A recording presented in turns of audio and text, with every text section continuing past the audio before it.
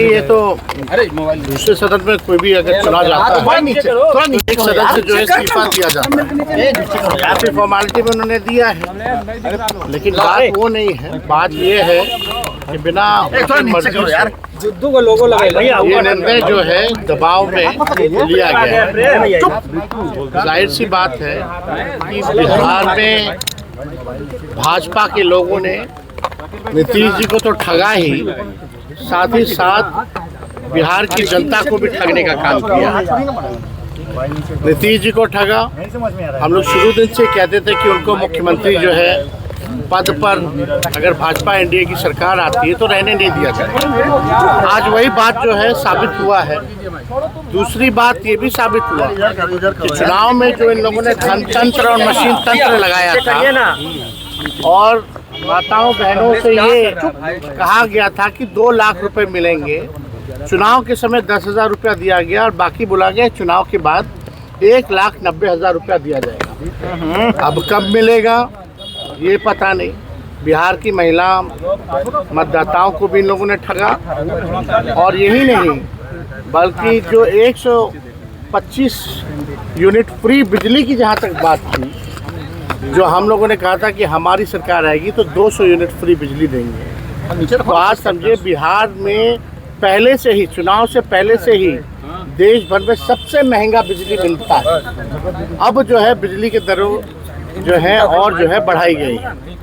यानी ये केवल और केवल ठगों की सरकार है। बिहार की जनता को ठगा, नीतीश जी को ठगा। तो जो अपनों को इन लोग ठग सकते हैं तो समझ सकते हैं कि बिहार की क्या स्थिति होने वाली है। गैस हो, डीजल हो, पेट्रोल हो, महंगाई जो है चरम सीमा पर अभी पहुंची। और अभी आप देखिएगा जैसे आपका बंगाल का चुनाव, केरल का चुनाव समाप्त होगा, वैसे पुनः आपका पेट्रोल डीजल की कीमतों में बेतहाशा वृद्धि होगी। तो ये लोग केवल ठग लोग हैं, ठगने का काम कर रहे हैं। बिहार में लॉ एंड ऑर्डर की स्थिति बनी हुई है, सब लोग देख रहे हैं। कोई ऐसा दिन नहीं जहाँ गोलियां ना चल रही हो, लोग मारे ना जा रहे हो, लोगों को कोई इंसाफ नहीं मिल रहा। लेकिन भाजपा केवल लगी है हर जगह जो है कब्जा करने के लिए सरकार बना।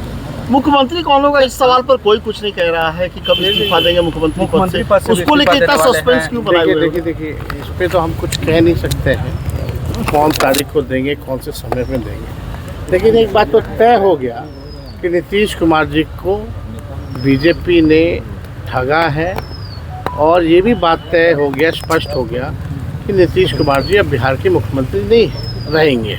विधायक और मंत्री तो ये साफ अब देखिए कौन लोग रो रहे हैं, नहीं रो रहे हैं। आजकल लोग जो है केवल कैमरा देख करके लोग ड्रामा करते हैं। ऐसे लोगों को एक्टिंग मुबारक हो। अब कुछ लोगों को बचा नहीं, सब कुछ तो कर ही लिया है।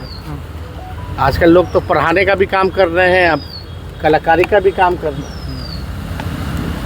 तो ऐसे लोगों पे हम क्या टिप्पा टिप्पणी करेंगे। लेकिन बिहार के जो उज्ज्वलंत मुद्दे हैं उसका निष्पादन नहीं किया जा रहा। ओला वृद्धि, जो ओला जो गिरा था जिससे किसान के खेत फसल को जो है नुकसान हुआ था, क्या हो रहा है उसका कोई फ़ायदा दिया गया कि नहीं दिया गया?